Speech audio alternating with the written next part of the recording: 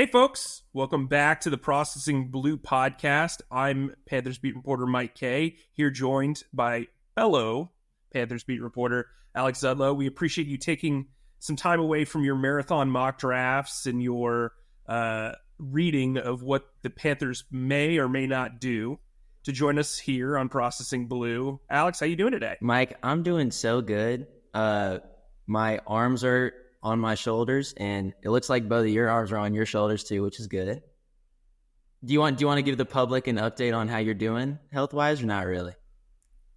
Well, for those who don't know, I broke my arm shortly before the Senior Bowl in January, and I've been casted up ever since. But, Alex has been carrying me like, a MacGyver-style sling ever since. But to the people that reached out, thank you for your well wishes. But you know what? I might only have one arm, but I have both legs, so let's speed through this and kind of pick up some pace. Obviously, a lot's gone on this offseason. We've been witness to it all this week. Kind of big news, NFL draft. A lot of influx of talent coming your way. After spending a lot of money in free agency, bringing in Robert Hunt and Damian Lewis, Josie Jewell, Jadeveon Clowney, DJ Wadham, trading for Deontay Johnson, trading away Dante Jackson and Brian Burns, the Panthers are going to now bring in some cost-controlled, youthful energy and add to that exciting group of young veterans, as I call them. Coming off your rookie contract or under 30, unless you're Jadeveon Clowney, but obviously they had to do something at edge rushers. So with all of that said, Alex, the Panthers do not have a first round pick. This is a good draft for quarterbacks and offensive linemen. They need one of those at least. Do you think they should trade up from number 33 or number 39 into the first round? I'm starting you off hot. What do you got?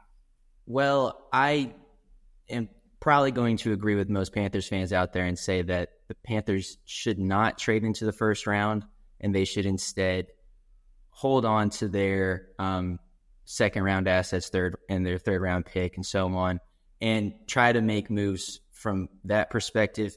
I think for a team that took a huge gamble last year, and that gamble is still sort of, it remains to be seen if it's paid off in trying to get that first round or the first overall pick and Bryce Young.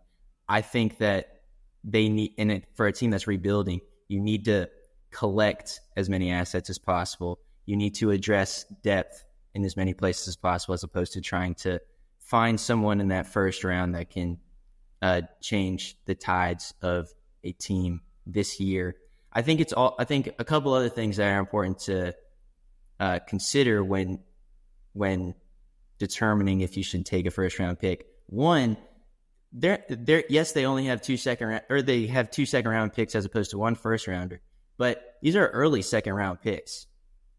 And this is a draft where the Panthers need the most help in cornerback, in edge rusher, in wide receiver. This draft is relatively deep in those positions. I think it is likely that someone with a first round grade can drop to the 33rd pick or can drop to the 39th pick.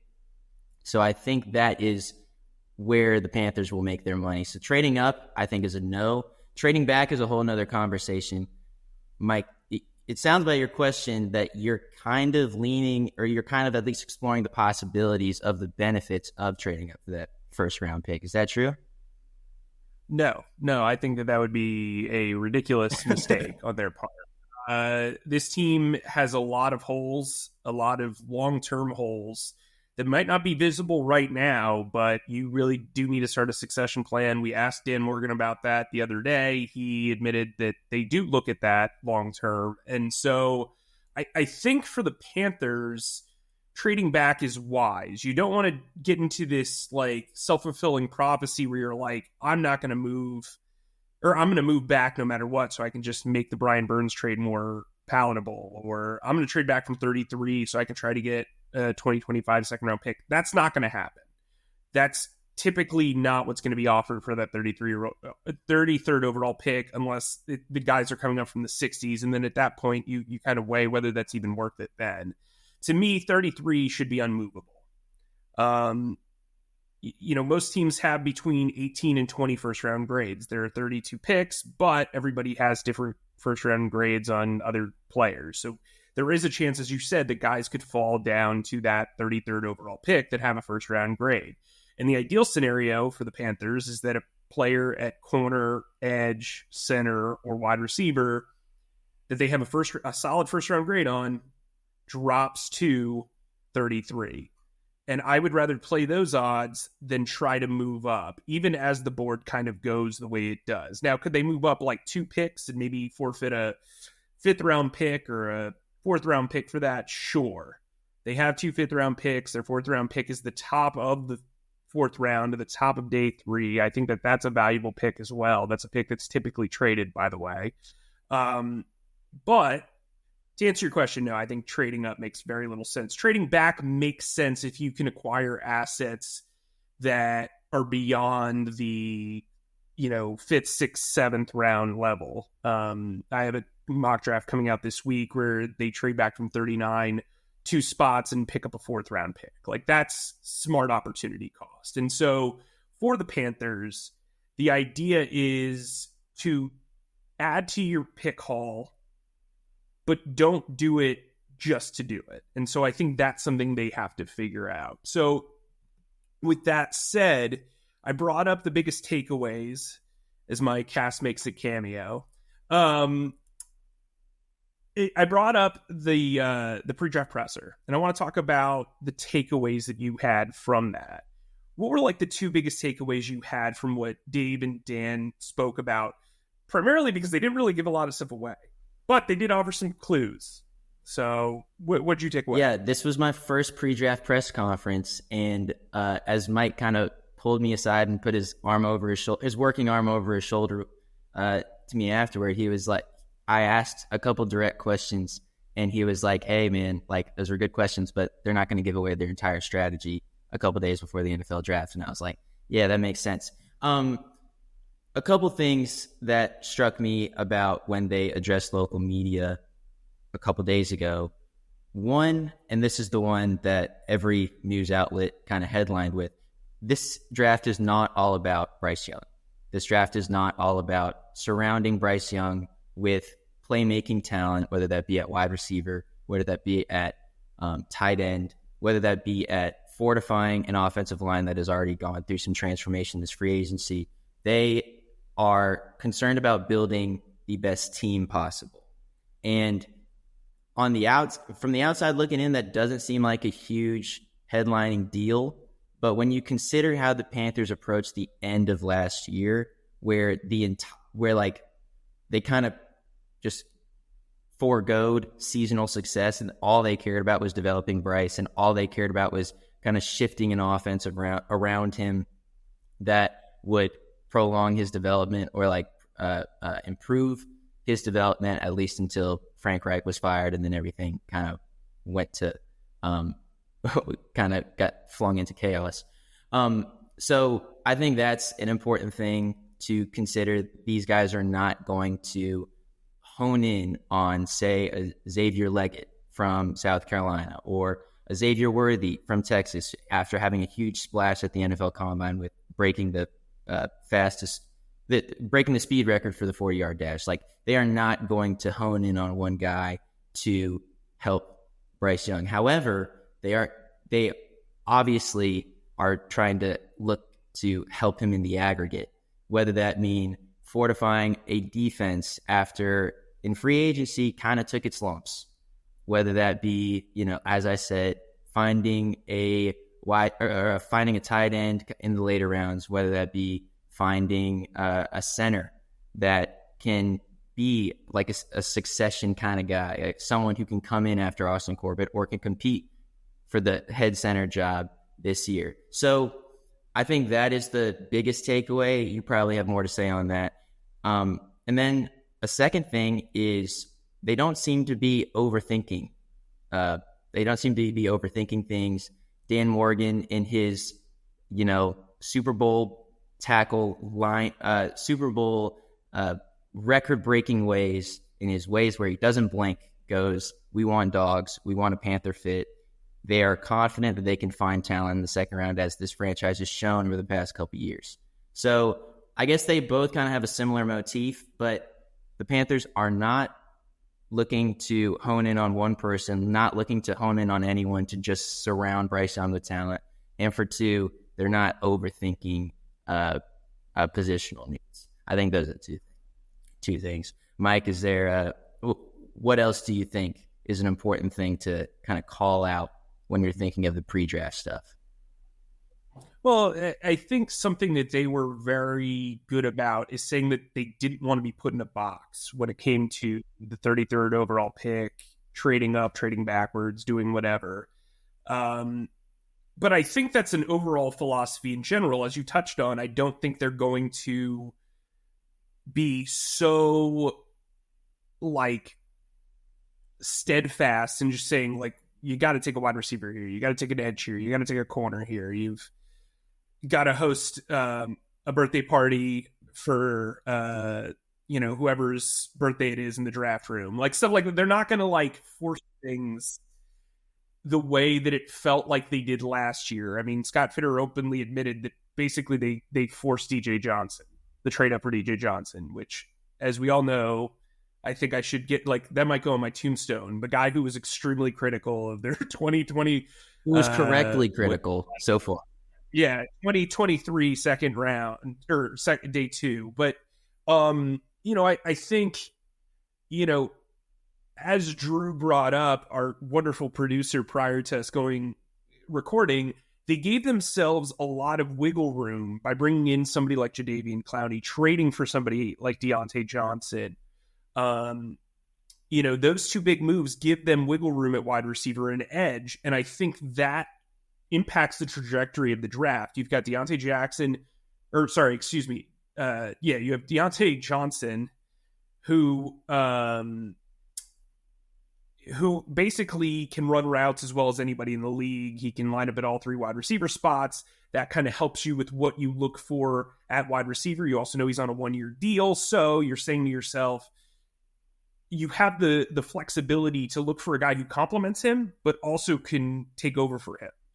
I think with Jadeveon Clowney signing a 2-year deal, that's big because it gives you a little bit of landing space for when you draft an edge. The hardest thing to do in mock drafts, and I'm coming out with my third and final one this week, is finding that second round edge rusher. And I think that's why when you sign Jadeveon Clowney, you sign DJ Wadham, that gives you kind of like not insurance, but like a backdrop of, hey, you don't have to force this pick the way that DJ Johnson was last year, because they set him up to fail last year. Regardless of how talented he is, regardless of what position fit you think he's best at, I think he's better as a down lineman than an edge rusher, but Evero apparently doesn't agree with me. That's one of the things. And then I think, to go back to the succession plan, look, you've got a guy in Shaq Thompson who just turned 30 on Sunday. He's in the final year of his deal. You brought up Austin Corbett. He's about to turn 29. He's in the final year of his deal and is coming off 2 major knee injuries. You've got Andy Dalton, who's 37, is a backup quarterback, and you already have a head coach who said, hey, I want an experienced number 3 quarterback. Could that mean that they look into trading for a guy who's maybe not worked out elsewhere, or signing a guy like Ryan Tannehill or what have you, although I doubt he'd want to come here as a number 3 quarterback. And then you look at slot receiver, where you've got a guy coming off a 1,000-yard, 100-catch season who is about to turn 34 in August. And so I think there's all these spots that are really interesting. I think I've kind of made a big deal out of cornerback, but when you look at the nickel corner position, which is a huge part of the defense in any modern defense right now, they've re-signed Troy Hill, who's got this background with the staff, but he's also about to turn 33. And corner, especially nickel corner, is a position where the skill set drops off dramatically once you reach a certain age. And so I think while I think this draft is good for cornerback, I think the strength is at the nickel position. So like you said, a lot of these positions kind of match up with the long-term needs of this team. And so you can afford to be patient. And, you know, as again, we want to give as much credit to our producer, Drew, as possible, even though, you know, he probably wants us to keep rambling. You know, bringing in somebody like Clowney and Johnson gives you wiggle room at the wide receiver and edge positions, where maybe you look at center if he's the highest position on your board, that guy. Mike, what do you got? Mike, if this will segue into our next segment, considering everything you just said, what is the biggest need that the Panthers need to address in this year's draft? So I think the biggest need overall is the offense, right? You need to make the offense faster. But positionally, if you look at depth charts, corner is the biggest need, in my opinion. And so I think, yes, they need to add a wide receiver, but we know they're going to add a wide receiver, right? We know they're going to add to the offense. The offense should be the priority throughout the draft. But what I would say is, from a positional standpoint, they need to bring in a corner, whether it's a nickel guy or a boundary corner. Because right now, you have a number one corner who is incredibly talented when healthy. The problem is he's played 22 of the 51 games that he's been eligible to play in, as my 6-month-old screams in the background. I don't know if you heard that. Live radio, live podcasting, folks. You also have a soon-to-be 33-year-old nickel corner. You bring in Dane Jackson, who in reality would be perfect for that C.J. Henderson backup outside corner role, that kind of number 3, number 4 corner role. And then you've got DiCaprio Bootle, Shutter Island, who I think has really high upside, but you can't just depend on that as a special teams ace and a guy who had one really good game against Chicago. He's coming off a season-ending injury. So really, they need a lot of depth there, because when you look at wide receiver, you can say to yourself, well, they have Adam Thielen, who's a 1,000-yard receiver, and he had 100 catches, and Bryce clearly trusts him. You've got Deontay Johnson, who's been a Pro Bowl wide receiver and who is extremely talented.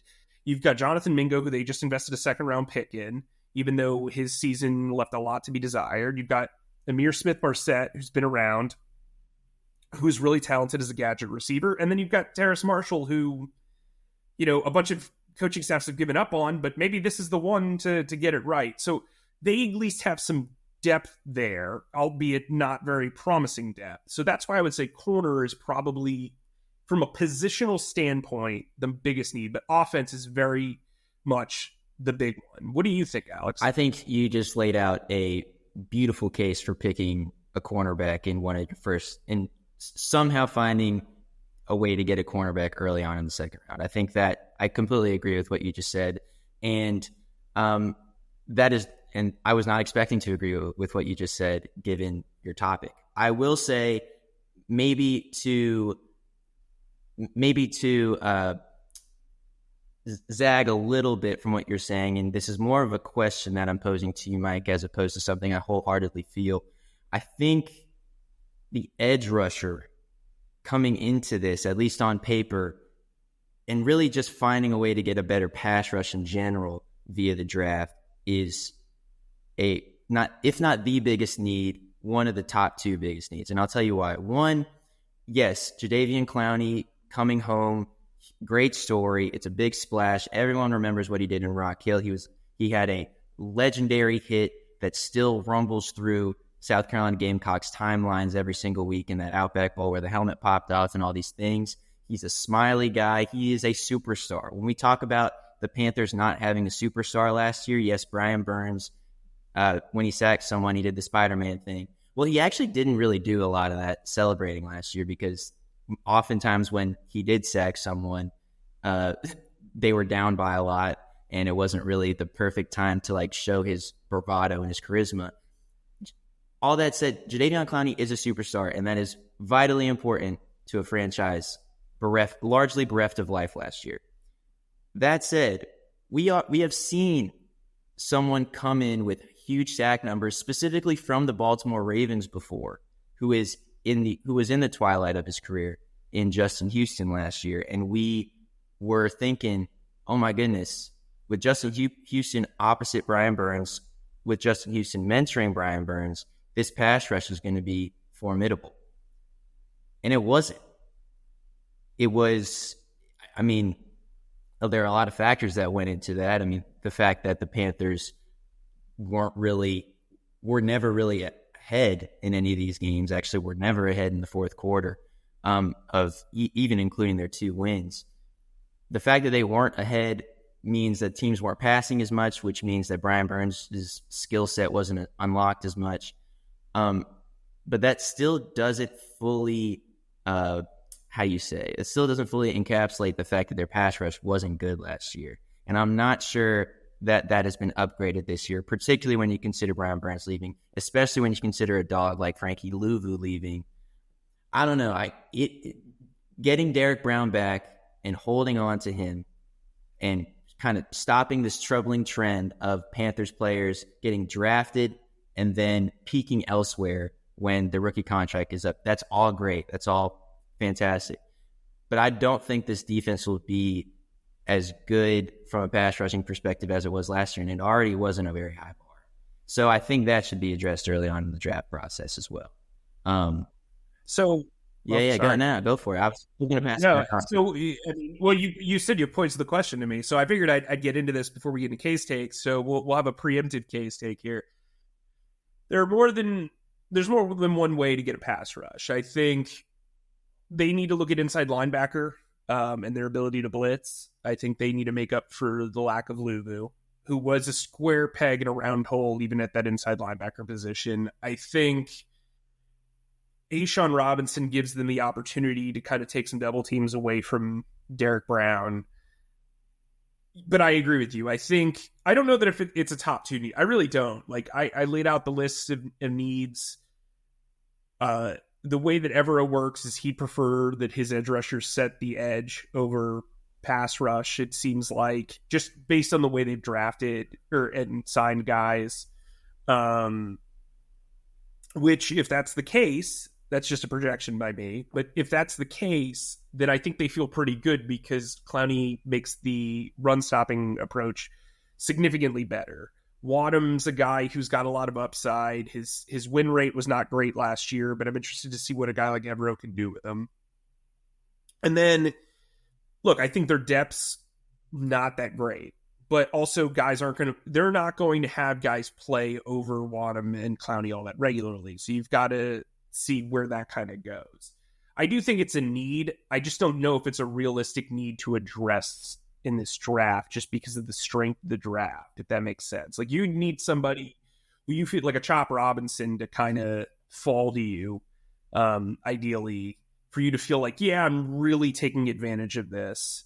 I think edge rushers are going to go early in this draft, and then there's going to be a big drop-off in talent production. So we'll see how that goes. But with that said, are you ready for Langston's favorite segment of Processing Mike, Blue? here's the thing, bro. I live for case takes, even if it's not recorded, even if we're just talking on the phone, even if we're just texting, messaging over Slack. I live for these. So let's get into it, baby. All right, so let's go into the ideal takeaway from day 2, okay? Here's what I would say. If they can land Xavier Worthy from Texas at number 33, if they can then land Edgerrin Cooper from Texas A&M at line. You love this Edgerrin Cooper guy, man. I think this kid is incredibly special. He had 8 sacks last season as an inside linebacker. He's athletic. He's basically he's great in coverage. I mean, he's a little manic, but he's a guy that if you want to talk about a dog, this dude creates turnovers. He creates splash plays. Really special dude. If you look at Xavier Worthy, I know he is known for his speed, but he's so much more than that. He had 60 catches in all 3 of his seasons at Texas. He's a guy who scores a lot of touchdowns for a dude who is not necessarily the biggest dude in the world.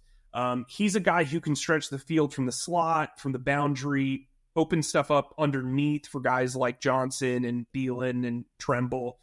I think he is very good. And then I think if they can land a playmaking tight end, somebody like Ben Sinnott from Kansas State, I think they're going to be in really good position heading into day 3 of the draft, looking maybe for a nickel corner, looking for a center, looking for guys like that. I think this team needs to be economical and smart with the way that they look at the board. It can't just be a need thing. It's also got to be a value thing. So that means, let's say there's a run on wide receivers in the 20s, and Xavier Legette and Xavier Worthy. The Xaviers are not there. Then you have to kind of reevaluate. Does that mean that because that wide receiver run and maybe that edge run and offensive line run, maybe that knocks guys like Zach Frazier from West Virginia or Graham Barton, who we were at his pro day, and he is built like the Incredible Hulk and moves like a gazelle. I mean, maybe you look at that at center.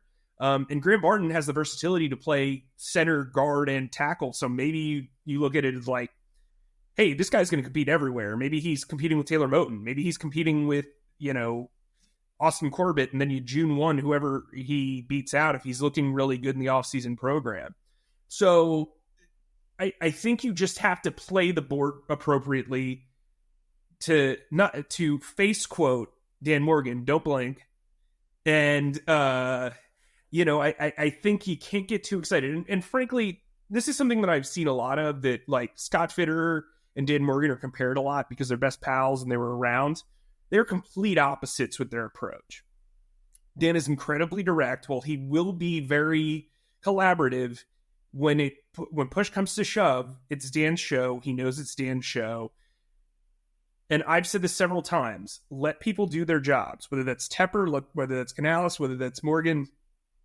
Canales actually brought this up in the pre-draft presser, and I was really impressed by it. He said, we wanted the coaching staff to appreciate the roles and the jobs of the scouts and the personnel department and vice versa. And I think that is a very healthy setup, which I think kind of, just based on what I know and what I've seen, stresses away from what was previously here. This is an understanding of like, cool, everybody gets a say, but ultimately scouts are there to scout, coaches are there to coach. Dan Morgan's there to run the show. And then Dave Canales can take it from there. And so I think if that's the way they're playing this, we will not see these DJ Johnson-esque picks. We will not see, we saw how pumped, Campen was when they drafted Zavala. Maybe they're not, maybe the coaching staff isn't as pumped as some of these, as they were last year, but we saw the results of last year's draft. And so I think when you look at that, let Dan Morgan cook. Let him cook. Let him buy the groceries with a shopping list from Dave Canales. He's deciding whether he wants this brand of ketchup or the other brand of ketchup. But Dave Canales says, go get me some ketchup. You know what I mean? Absolutely. Like, yes, absolutely. Heinz and Target brand ketchup probably taste relatively the same. He's got to figure out which one he wants to put in the cart. And so I think from a case take standpoint, let Dan Morgan, who by and large from everybody I've talked to is a very good scouting mind, let him and his department cook, and then let Dave Canales serve it the way he wants to. A case take isn't a case take if it's not replete with amazing analogies, with amazing turns of phrase, and that is what you just saw here today. Mike, I'm going to take us out if you're cool with that. Case take, go for it.